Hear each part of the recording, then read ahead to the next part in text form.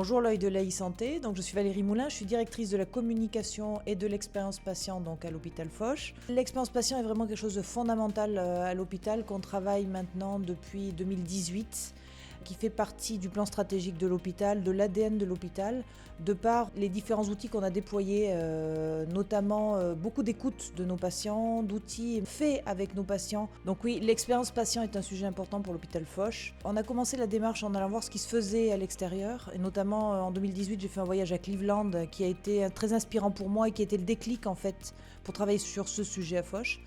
Et puis je vais régulièrement faire des petites virées, soit aux États-Unis, alors maintenant en Espagne, je vais à Copenhague dans 15 jours, j'essaie de faire un petit tour de ce qui se passe en Europe parce qu'il y a beaucoup de sujets très intéressants.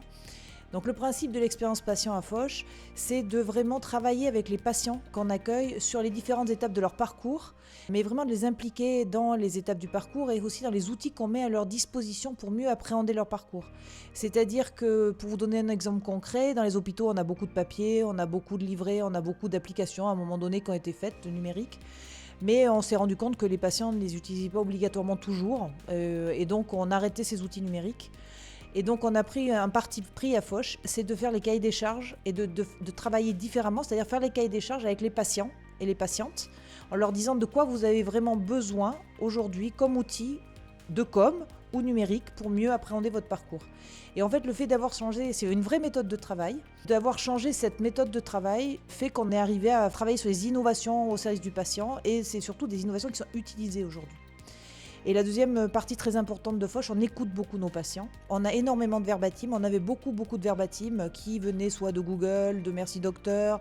On a un espace sur notre site internet qui s'appelle Dire merci à un soignant, d'ailleurs que j'ai ramené de Cleveland, Say thank you to a nurse. On a aussi des entretiens dans le Living Lab, donc je vous expliquerai le Living Lab.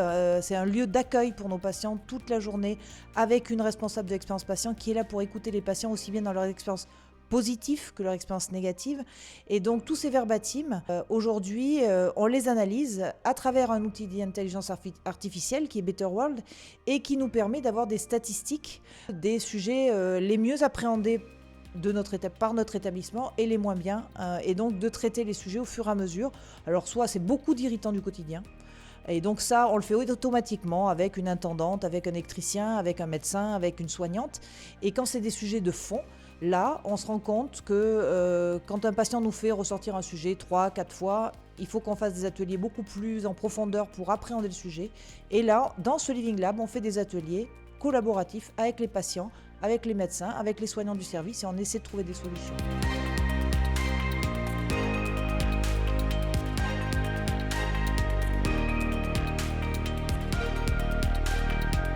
Parce que ça fait partie de l'ADN de Foch. Depuis que je suis là, moi ça va faire bientôt 13 ans. Quand une start-up arrive avec une idée à Foch, on lui dit pourquoi pas, on tente le coup. Et on prête Foch en terrain de jeu pour qu'ils puissent essayer leur solution. On a commencé, la première fois, c'était un réseau social pour les patients. On a mis la solution en place à Foch et on a vu si ça marchait.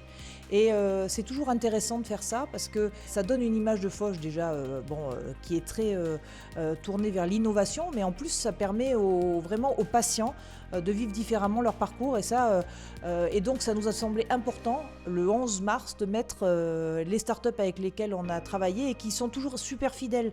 Ils élaborent des solutions avec nous, on travaille sur les cahiers des charges avec nos patients, on fait des ateliers avec eux, avec les patients, testent nos solutions ici, et donc ça me semblait vraiment très important de pouvoir les mettre à l'honneur le jour international des startups.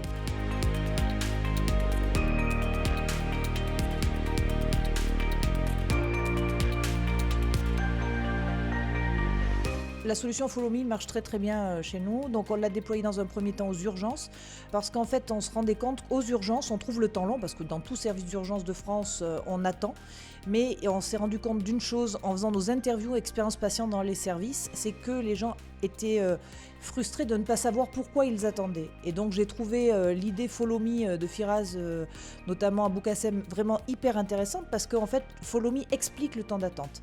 Et donc aujourd'hui, quand vous arrivez aux urgences de Foch, on donne un petit flyer qui explique comment se connecter, on envoie un lien, le patient ou son accompagnant se connecte à l'application et peut suivre son parcours.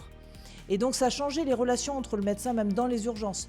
C'est-à-dire que par exemple le patient peut voir que son analyse de sang est partie en analyse, que le scanner est en relecture et quand les résultats arrivent, il va voir le médecin en disant attendez, ça y est, mon résultat est arrivé, il faudrait que vous jetiez un œil sur le sujet. Et donc il y a une relation un peu différente et le plus vieux patient qui a utilisé l'application avait 99 ans. Donc en fait ça marche vraiment bien et donc on vient de le déployer maintenant sur l'unité de chirurgie ambulatoire également pour pouvoir suivre, que les aidants aussi puissent suivre le parcours des personnes qui sont hospitalisées.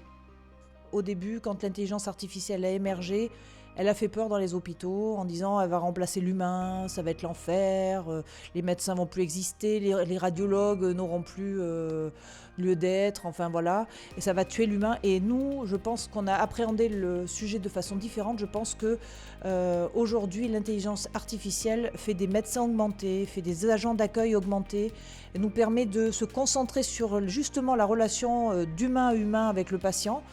Tandem offre la possibilité au médecin de passer plus de temps humain avec son patient et de discuter avec le patient de façon plus approfondie.